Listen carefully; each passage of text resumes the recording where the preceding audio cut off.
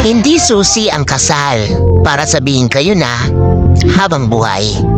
Dahil ang totoo niyan, kahit batas, walang magagawa kung hindi talaga sila itinadhana sa isa't isa.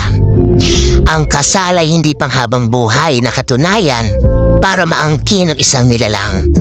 Ito'y isang papel na nagbibigay ng karapatan sa mga taong nagmamahalan na kadalasan sa unalang nararamdaman at kalaunan nauuwi rin sa hiwalayan. Dalalang hindi pagkakaunawaan.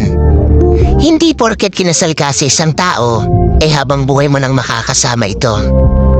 Dahil kung minsan, isa lang pala siya sa magiging daan para makilala niya ang talagang taong nakatadhana para sa kanya. Kinikilala man ng Diyos at batas ang bisa ng kasal, pero iba pa rin ang bisa ng tunay na mamahalan at tinadhana.